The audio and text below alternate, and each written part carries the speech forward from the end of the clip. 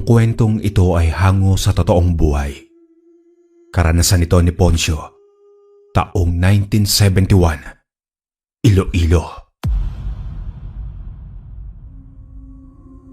Ang akala ng lahat, ang isang albularyo ay napakabuti at tagapagtanggol mula sa mga masasamang nilalang tulad ng aswang, mga engkanto at iba pang mga nilalang na nabubuhay sa lupa.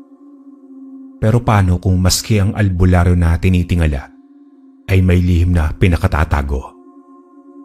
Magandang umaga po sa iyo, Kuya Proy, at sa lahat ng mga nakikinig sa inyong channel. Nawa ay nasa mabuti kayong kalagayan at maging ang inyong mga taga-subaybay.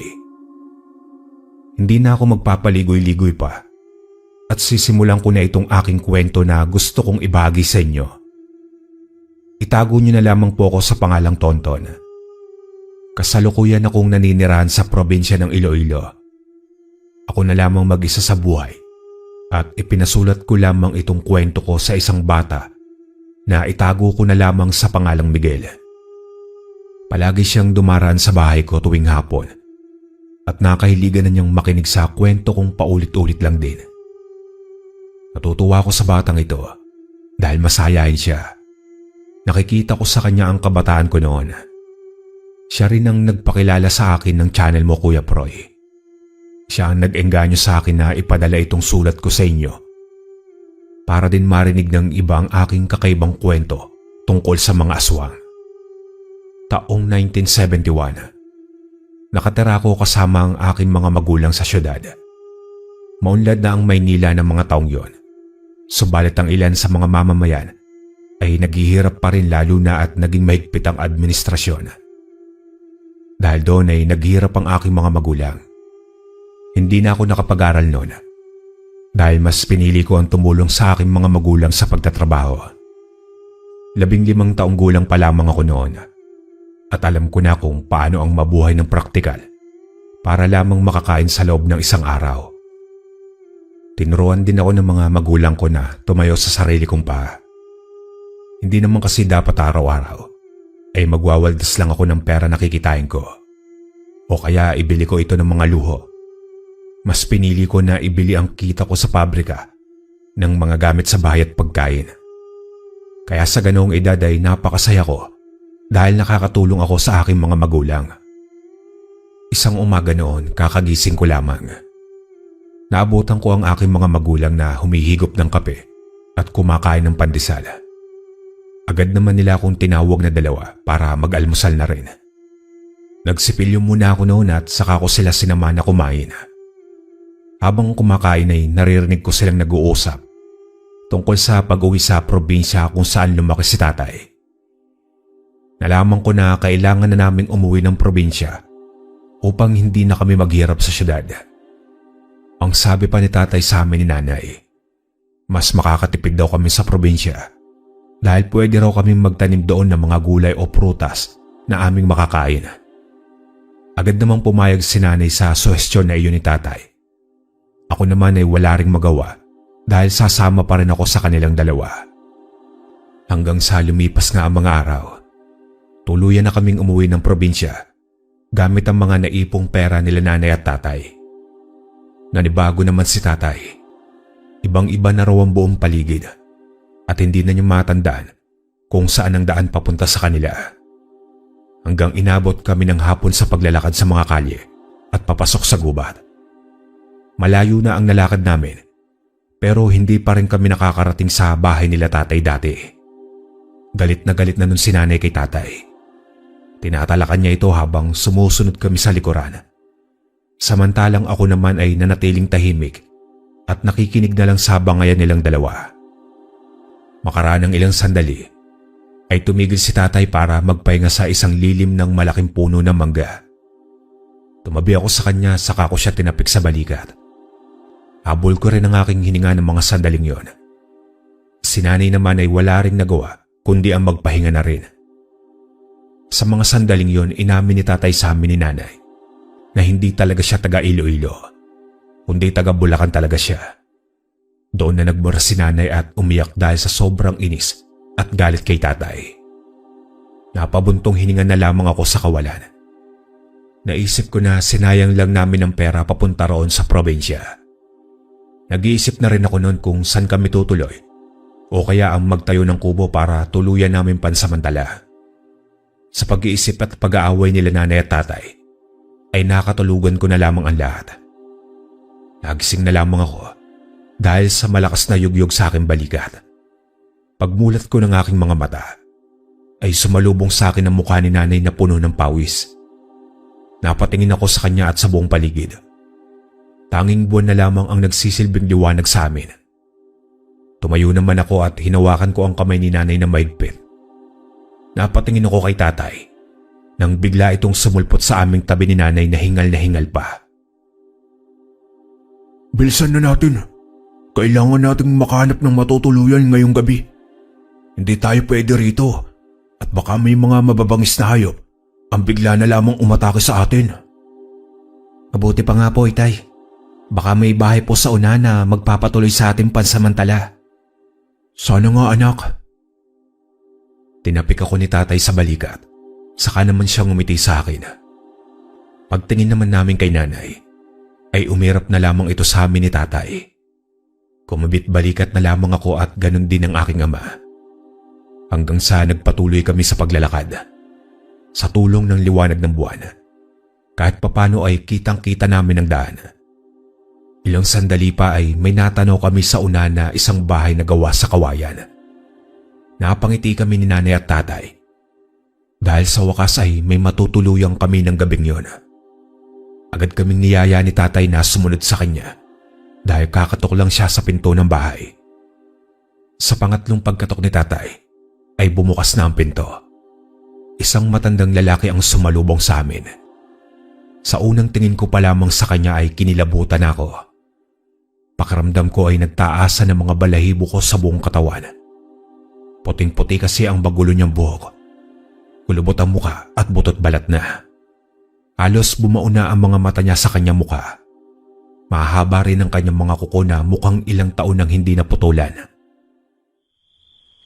"Magandang gabi ho. Ano po kasi? Naligaw po kasi kami nitong pamilya ko. Baka po pwede muna kaming magpalipas dito ng gabi." Abay, ganoon ba? Ali kayo. Tumuloy na muna kayo sa bahay ko. Hindi ko naman kayo pwedeng matanggihan dahil malalim na ang gabi. Pagpasensyahan nyo na rin dahil hindi ganong kalaki at kaganda ang aking bahay. "Naku, wala po yun. Maraming salamat po sa pagpapatuloy po ninyo sa amin. At pasensya na rin po talaga at nabulabog namin kayo." O sige, maupo na muna kayo at ikukuha ko lang kayo ng maiinom. Pagpasok namin sa bahay ng matanda, isinara niya ang pinto at agad siyang tumungo sa isang maliit na mesa. Nagsalin ito ng tubig sa 3 baso at ibinigay niya yun sa amin isa-isa. Kahit uhaw na ako noon ay hindi ako uminom ng tubig. Pinigilan ko naman sila nanay at tatay ng palihim, pero sinamaan lang nila ako ng tingin. Kaya wala na akong nagawa pa ng tuluyan na nilang inumin ng tubig na bigay ng matanda. Ako nga pala si Jose. Kayo ba, anong mga pangalan ninyo? "Masaya po kaming makilala ka, Mang Jose. Ako naman po si Cardo. Ang asawa ko po ay si Manya at ang anak ko naman po ay si Tonton." Ikinagagalak kong makilala kayong lahat. Bakit ba kayo naligaw? Saan ba ang punta ninyo? "Ano po kasi mahabang kwento. Hindi na po namin maalala ang lugar na ito dahil marami na hong nagbago. Kaya po naligaw kami. Pero bukas na bukas po ay hahanapin namin." Ganoon ba?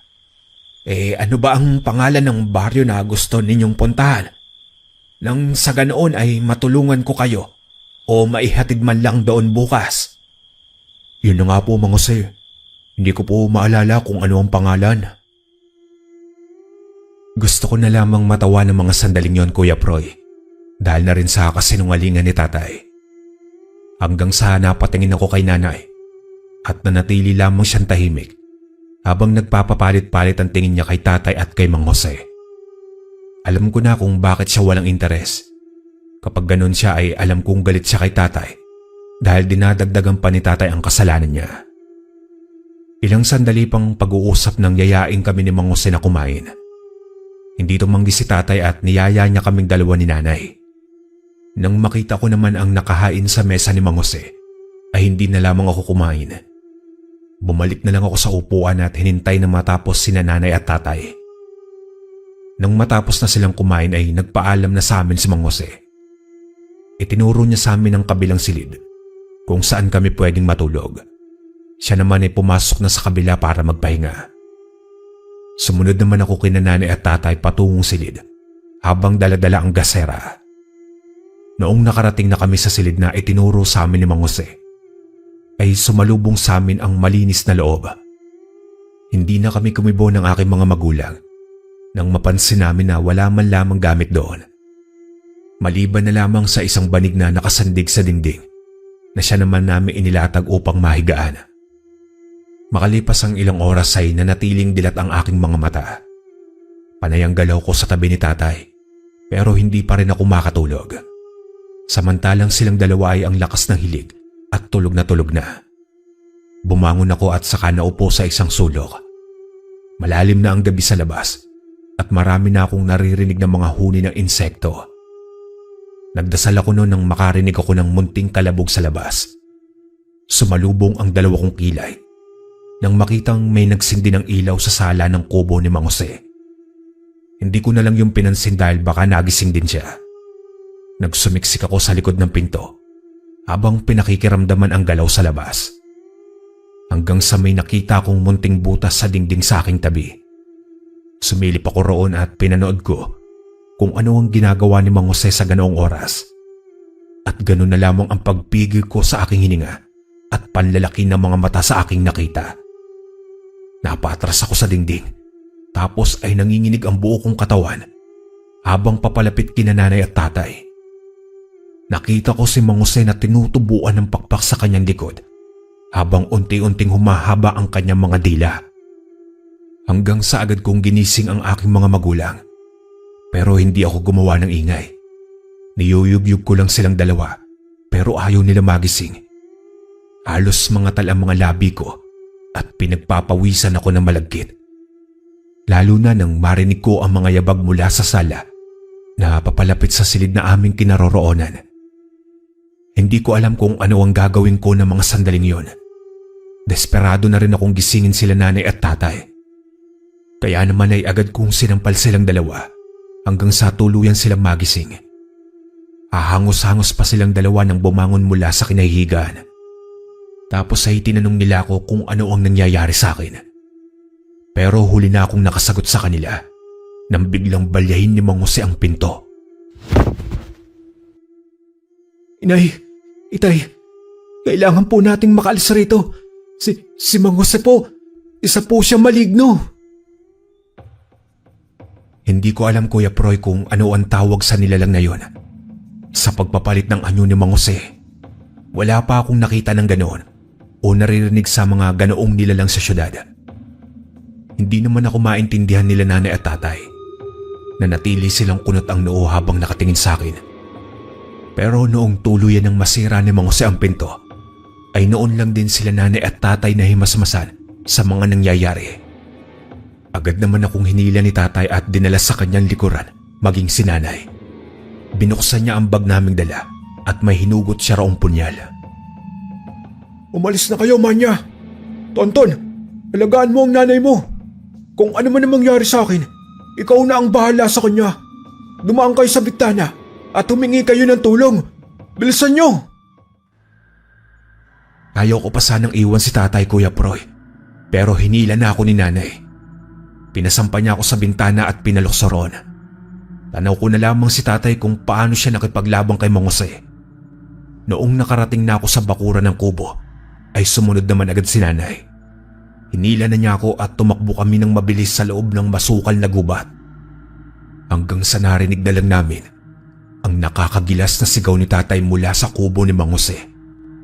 Halos magkandara pa kami ni nanay sa pagtakbo.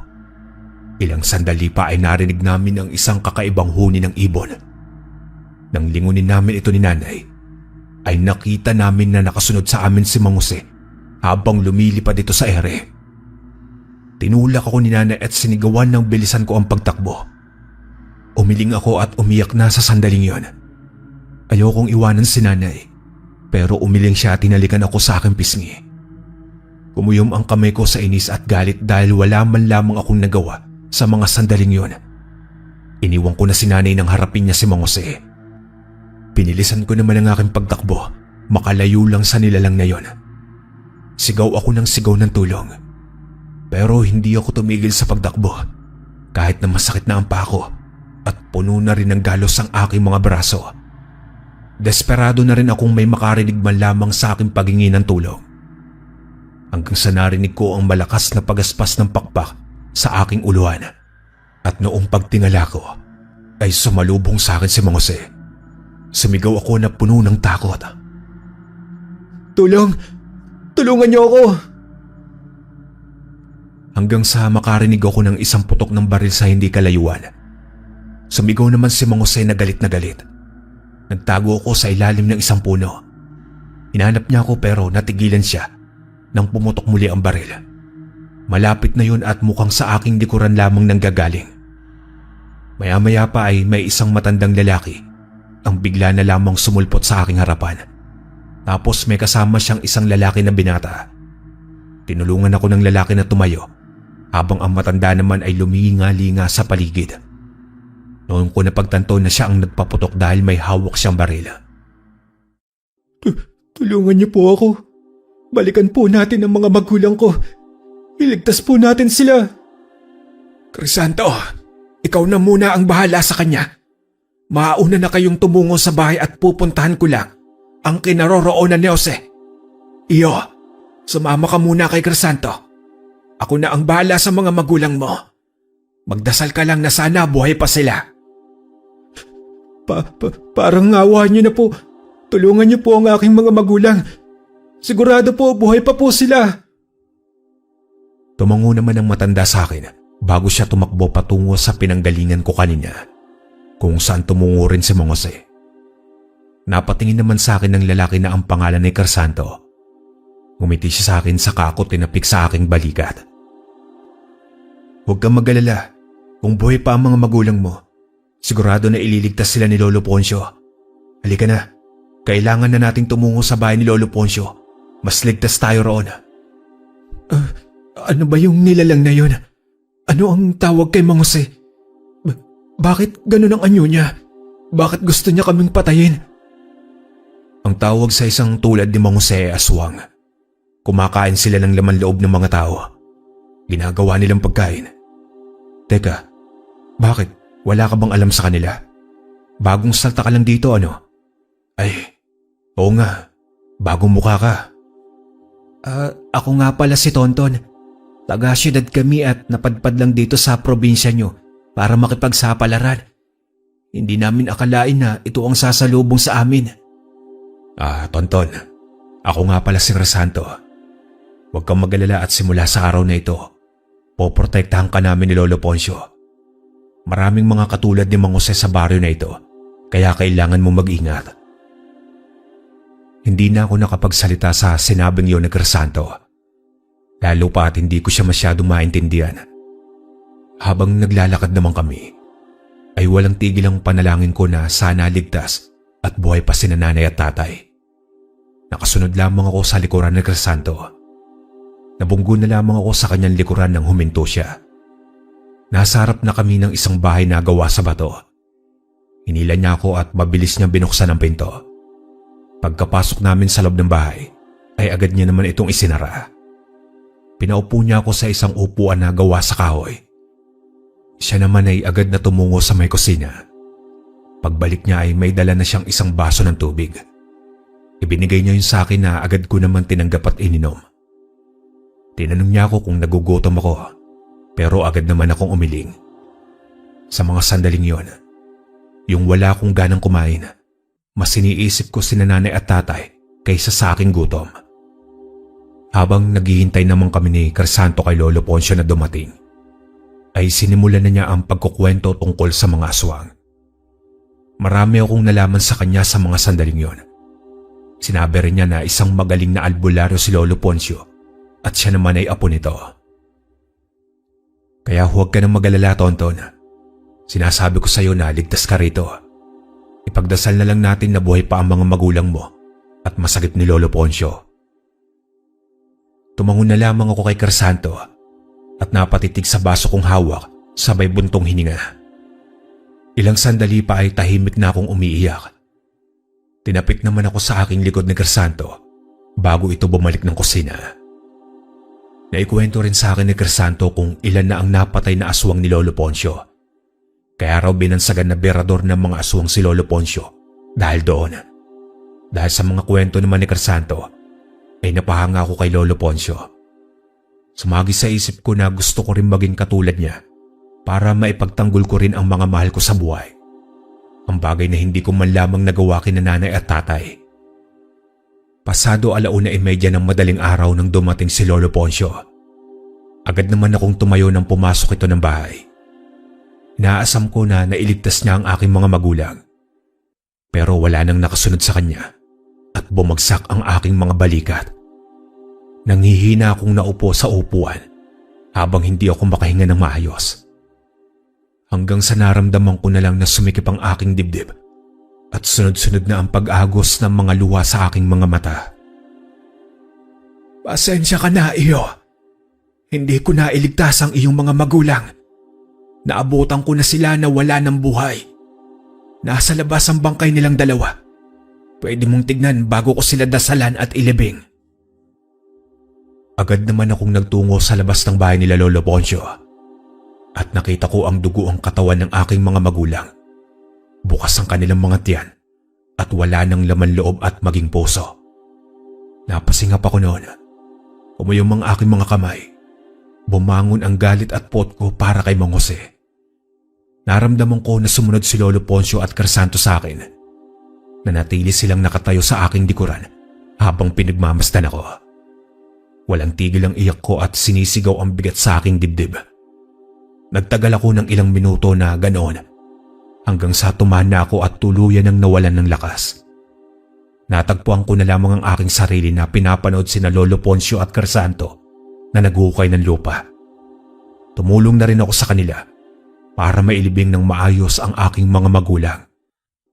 Noong matapos ay dinasalan na ni Lolo Poncio ang katawan nila nanay at tatay. Tahimik lamang akong umiiyak habang nakayuko. Ilang sandali pa ay inihulog na namin ang kanilang bangkay sa hukay. Habang tinatabunan namin ito ng lupa, ay parang hinahati ang puso ko dahil sa sakit. Sa mga sandaling yon, ipinangako ko sa aking mga magulang na hahanapin ko si Mang Jose at pagbabayarin ko siya sa ginawa niya. Nauna nang pumasok sina Lolo Poncio at Crisanto sa loob, pero naroon pa rin ako sa likuran ng bahay nila. Ipinapangako ko po, Inay, Itay. Bibigyan ko po kayo ng hustisya. Hindi ko po hahayaan na mamatay na lamang kayo ng ganito. Hanggang sa bumalik na ako sa loob ng bahay ni Lolo Poncio. Simula ng gabing yon ay doon na ako pinatira ni Lolo Poncio sa kanila. Wala rin naman kasi akong mapupuntahan na pamilya sa probinsyang yon. Kaya kinupkup na ako nila Crisanto. Masaya ako dahil kahit papano ay may katulad pa rin nila na gusto kong tulungan. Hanggang sa lumipas sa mga araw, isang umaga, tumungo ako sa labas kung nasan si Lolo Poncio at si Crisanto. Abala sila sa pagtatanim ng kamoting kahoy. Tumulong ako sa kanilang dalawa. Lolo Poncio, pwede po ba akong magpaturo sa'yo kung paano po labanan ng mga aswang? Oh, sigurado ka na ba dyan sa desisyon mo, Tonton? Oo nga, Tonton. Baka mamaya ay galit ang pairalin mo sa laban. Kung galit ang mangunguna dyan sa puso mo para ipagiganti ang mga magulang mo, ay hindi yan sapat. Bakit naman, Crisanto? Gusto kong matuto upang harapin ko si Mang Jose. Kapag mangyari ang araw na makaharap ko siya, may laban na ako sa kanya. Hindi ba at ganon din ang ginagawa mo, Lolo Poncio? Pinapatay mo po ang mga aswang? Tumawa ng bagya si Lolo Poncio. Sa kanya ako inakbayan. Hinila niya ako papunta sa balkonahin ng kanyang bahay. Sumunod naman si Crisanto sa amin at nakinig sa aming pag-uusap na dalawa. Tonton, iho. Ginagawa ko ang bagay na yon dahil gusto kong makatulong sa aking kapwa Gusto ko na iligtas sila mula sa mga masasamang aswang. Hindi dahil sa gusto ko silang patayin, dahil sa paghihigante. Isa pa, hindi lahat ng mga aswang ay masama. Tama si Lolo Tonton. Mayroon kasi mga aswang na hindi naman sila pumapatay ng tao at nabubuhay sila tulad ng mga normal na tao rin. Saka kailangan mo ng anting-anting o kaya mutya kapag lalabanan mo sila. Pero ayos lang din naman kung wala. Nagsalubong naman ang dalawa kong kilay nang marinig ko ang sinabi ni Crisanto. Mas napansin ko ang anting-anting at mutya sa sinabi nila. Tinanong ko naman silang dalawa ni Lolo Poncio kung ano yon at ipinaliwanag naman nila sa akin kung ano nga yon. Kung nagbibigay ng proteksyon ng anting-anting o mutya para hindi po agad kayo matalo ng aswang, baka pwede nyo rin po akong bigyan, Lolo Poncio. Kung gusto mo talaga na hanapin si Jose iyo at ang magkaroon ng anting-anting o mutya, pwes tutulungan kita. Pero hindi ko maipapangako na maililigtas kita sa kahit na anong oras. Maraming salamat po, Lolo Poncio. Pangako po at gagawin ko ang lahat, huwag lang ako mapahamak. Kung ganoon iyo, sumama ka sa aming dalawa ni Crisanto. Ituturo namin sa iyo kung paano ang makipaglaban at ang humanap ng mga anting-anting o mutya. Hindi ko na napigilan pa ang makaramdam ng saya at pagkasabik ng mga sandaling yon. Tinuruan nga ako nila Lolo Poncio at Crisanto sa pag-eensayo kung paano makipaglaban. Sinubukan namin ni Crisanto na maglaban sa isa't isa. Binigyan niya rin ako ng payo kung paano ko yun mapag-aaralang mabuti. Tuwang-tuwa naman ako dahil marami akong natutunan. Lalo na tungkol sa mga mutya at anting-anting na may malakas na enerhiya. Sinabi rin sa akin ni Lolo Poncio na ang mutya ay makikita ko o mapapasa akin oras na makilala ako ng gabay nito. Humingi rin ako ng tulong kay Crisanto kung paano ako magkakaroon ng ganon at walang araw na hindi kami tumigil sa paghahanap. Si Lolo Poncio naman ay madalas siyang nawawala tuwing gabi. Gusto sana siyang samahan ni Crisanto pero sinabihan niya ito na samahan ako. Pero sa mga sandaling yun ay handa na akong sumama sa kanila ni Crisanto para tumulong. Sasama po ako sa inyo para tumulong sa paghanap sa aswang. Sa paraan din po na ito baka mahanap ko rin po si Mang Jose. Tonton, dito lang kayo sa bahay ni Crisanto. Huwag nang matigas ang ulo. Hindi mo pa kaya. Kaya ko na po, Lolo Poncio. Handa na po akong makipaglaban sa mga aswang. Kahit na mayroon o walang anting-anting o mutya, haharapin ko po sila ng walang takot. Iho, Tonton. Alam ko na ang tapang mo at may alam ka na sa pakikipaglaban. Pero hindi ibig sabihin noon ay hahayaan na lang kita sa gusto mo.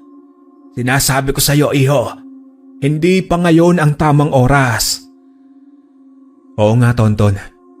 Hintayin mo na lang kapag pinayagan ka na ni Lolo Poncio. Sigurado na may kailangan ka pang gawin para payagan ka niya. Huwag kang mag-alala at sa mga susunod na araw ay isasama ka na rin namin. Hindi na ako nagpumilit pa ng gabing yon. Tumango na lamang ako at sumunod sa utos ni Lolo Poncio. Sinamahan muli ako ni Crisanto at naiwan na naman kaming dalawa.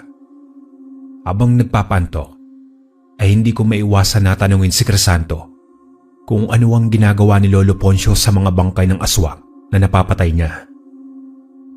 Hindi ko nga rin alam, Tonton Pero sigurado ako na inilibing ni Lolo Poncio o kaya ay sinusunog para hindi na ito mabuhay o makapaminsala pa ng ibang tao.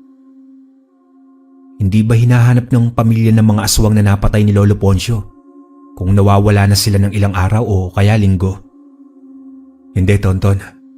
Alam na nila yung kung ano ang nangyari sa kanilang pamilya. Kaya minsan ay sinusugod kami dito sa bahay ni Lolo Poncio ng mga aswang para patayin. Ngunit hindi naman nila magawa dahil natatakot sila na baka patamaan ng bala. Huminto sa pagsasalita si Crisanto tapos ay agad itong tumungo sa may kusina. Narinig ko na may hinila siya roon ng upuan. Binuhat niya yon tapos ay bumalik muli sa sala. Alam mo ba na may anting-anting si Lolo Poncio? Kaya hindi siya tinatablan ng kahit na anong patalim o kaya bala.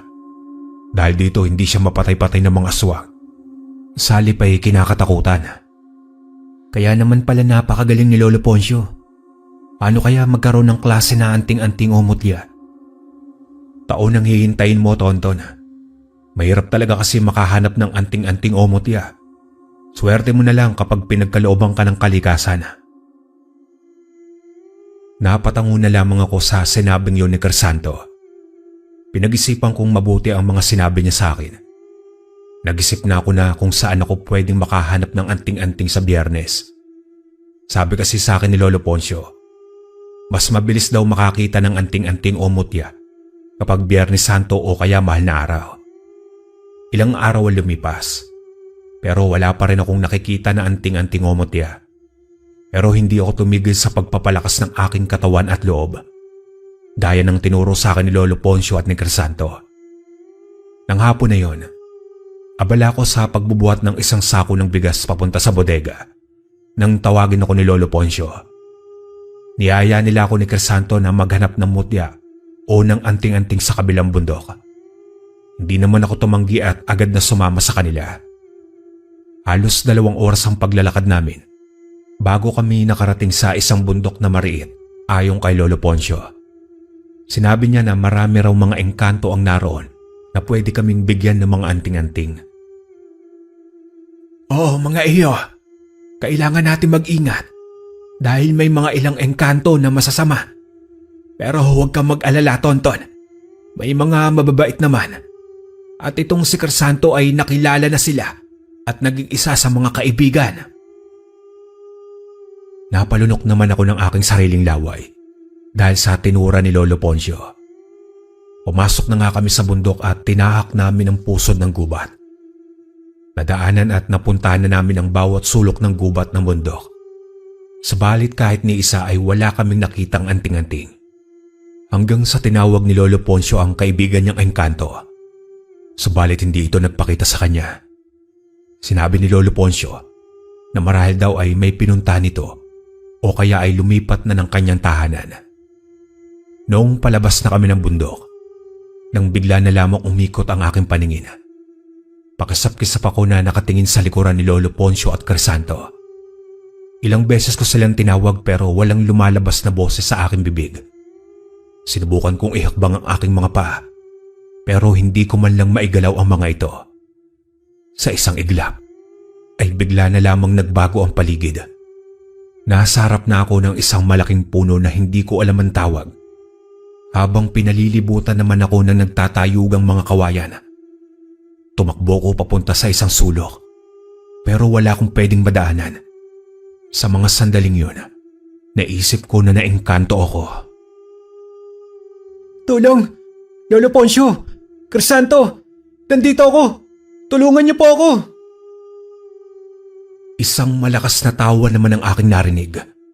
Malalim yun at mukhang nanggagaling sa kailaliman ng lupa. Lumingali nga ako sa paligid at hinanap ang boses na pinanggagalingan hanggang sa nakakita ako ng isang nilalang. Napaatras ako at napaupo sa lupa nang makita ang isang taong bayawak. Ang katawan at mukha nito ay tulad ng isang tao pero napapalibutan ang balat niya ng isang tulad ng balat ng bayawak. Maging ang dila nito ay gaya rin sa isang bayawak at may buntot pa siya sa kanyang puwitan. Sumigaw ako ng ilang beses dahil sa takot. Ilang beses kong tinawag sina Lolo Poncio pero kahit anong gawin ko ay hindi nila ako marinig. Hanggang sa unti-unting lumapit sa akin ang engkantong bayawak at pinakatitigan akong mabuti. Napapikit naman ako sa kaba na baka kainin niya ako ng buhay. Pero agad akong dumilat nang marinig ko naman siyang tumawa. Ilang sandali pa ay tinatawag niya ako sa aking tunay na pangalan. Gulat na gulat ako ng mga sandaling yon. Pero naroon pa rin ang kaba sa aking dibdib. Hanggang sa lumayo sa akin ang engkanto. Tapos ay humarap ito sa isang puno na naroroon. Nagpakilala siya bilang si Bawa. Isa raw siyang engkanto na nagbabantay sa gubat na yon. Sinabi niya rin sa akin na kanina niya pa raw ako pinagmamasdan. Nakita niya ang determinasyon ko na magkaroon ng anting-anting. Pero napupuno raw ng puot ang aking puso. Kaya sinabihan niya ako na walain ang puot na yon sa aking puso at pairali ng kapayapaan sa aking dibdib. Nangako naman ako sa kanya na gagawin ko yon. Tapos ay pinagkalooban niya ako ng isang anting-anting. Pero noong una ay inamin ko sa engkanto na hindi ko alam kung paano ko aalisin ang puot sa aking dibdib. Sinabi ko rin na nagkakaganon ako dahil sa pagkamatay ng aking mga magulang sa kamay ng isang aswang. Naunawaan naman ako ng engkanto na nais kong ipaghiganti ang aking mga magulang. Pero hindi raw ako magiging masaya kung mabubuhay lamang ako sa galit at puot. Kaya naman bago niya ipinatong sa aking palad ang isang anting-anting na mula sa kanyang ngipin, ipinangako sa akin ng engkanto na makakamit ko ang hustisya sa pagkamatay ng aking mga magulang kung susubukan kong kalimutan ang puot at galit. Bago pa ako makapagsalita para kontrahin ang sinabi niya, ay bigla na lamang siyang nawala. Lumingon ako sa buong paligid pero wala na talaga siya. Sa isang kurap ko ay bumalik na ako sa kinatatayuan ko kanina. Tapos ay natanaw ko na sina Lolo Poncio at Crisanto na nagtatawanan sa aking unahan. Napatingin ako sa aking kamay at nakita ko na naroon ang anting-anting na ibinigay sa akin ng engkantong bayawak. Naikuyom ko ang kamay ko, sabay buntong hininga. Napansin ko rin na hindi alam nila Lolo Poncio na nakausap ko si Bawa at kanina pa ako nawawala sa kanilang likuran. Hinabol ko sila at sinabayan sila sa paglalakad. Gabi na nang makarating kami sa bahay ni Lolo Poncio. Pagkarating namin sa sala ay agad ko na sinabi sa kanila ang tungkol sa anting-anting ni Bawa. Marahil ay nakitaan ka ng engkanto na yon ng lakas at busilak na puso iyo. Kaya kanya binigyan ng mahalagang bagay mula sa kanya. Pakaingatan mo iyan, Tonton. Dahil ang anting-anting na yan ang magpoprotekta sa iyo mula sa kasamaan. Oo nga, Tonton. At huwag kang mag-alala. Tuturuan kita kung paano mo pa mas papalakasin ang iyong anting-anting. O siya, mamaya na muna yan. Tulungan na ninyo akong magsaing na dalawa para makakain na tayo ng hapunan. Tumango naman kaming dalawa ni Crisanto sa kanya at tinulungan si Lolo Poncio sa pagluto ng hapunan. Nang gabing yun ay ginawa kong kwintas ang aking anting-anting. Nagpaturo din ako kay Crisanto kung paano dasalan ng bagay na yon hanggang sa natuto na rin ako. Isang gabi, abala kami sa pagsasaing nang bigla naming narinig na may bumagsak sa aming bakuran. Naramdaman ko na nag-init ang aking anting-anting. Napatingin ako kina Lolo Poncio at Crisanto nang kumuha sila ng punyal at itak na nakasabit sa may dingding. Maghanda kayong dalawa. Crisanto, Tonton, mukhang may bisita tayo sa mga oras na ito. Kumuha na rin ako ng itak sa dingding at hinawakan ko yun ng mahigpit. Pagdating namin sa sala, ay kinuha ni Lolo Poncio ang kanyang baril. Tapos ay sinabihan niya kaming dalawa ni Crisanto na manatili na lang muna kami sa loob at huwag lalabas. Siya na raw muna ang bahala na humarap sa aswang na nasa labas. Sumunod naman kaming dalawa ni Crisanto sa kanya. Pagkalabas ni Lolo Poncio, ay agad niyang isinara ang pinto. Bakit sumugod dito ang asawang Crisanto? Hindi ba at kinatatakutan si Lolo Poncio dahil berador siya ng mga aswang? Oo, Tonton. Berador si Lolo Poncio kaya lang talagang dadalawin siya ng mga aswang dito para paslangin. Kung ganon, kailangan natin siyang tulungan, Crisanto. Baka kung ano ang... Huwag kang mag-alala kay Lolo, Tonton. Alam niya ang ginagawa niya. Hindi siya papayag na sasali tayo roon.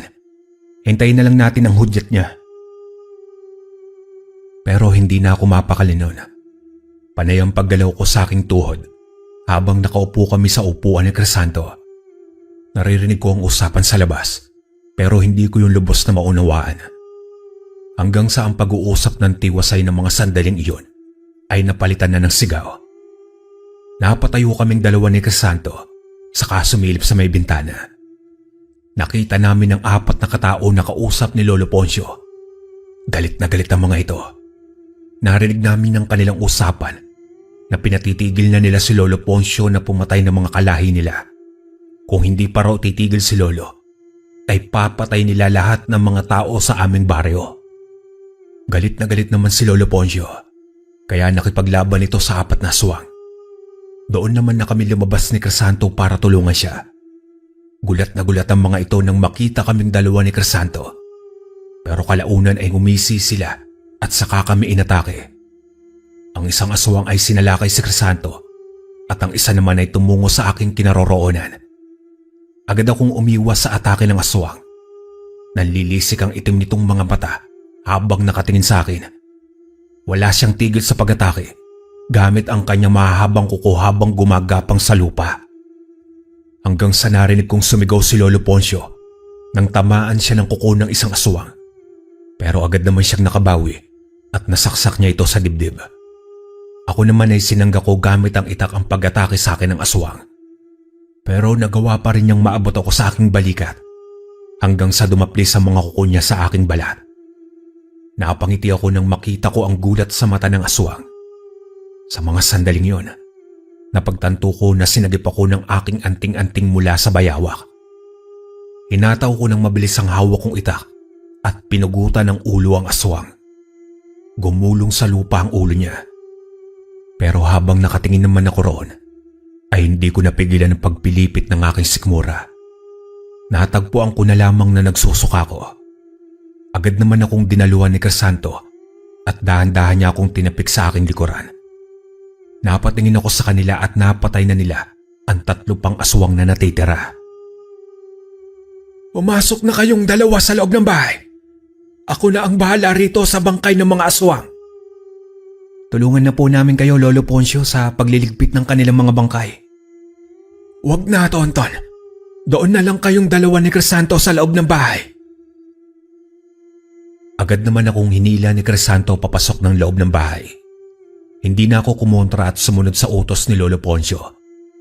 Pero sa mga sandaling yun, ay bigla na lamang akong kinutuban. Hindi ko maiwasan ng mapaisip ng malalim kung ano ang gagawin ni Lolo sa bangkay ng mga aswang. Malalim ako nag-iisip noon sa may sala, habang tumungo naman sa kusina si Crisanto para magpatuloy sa kanyang pagkain. Samantalang ako ay nawalan na ako ng gana.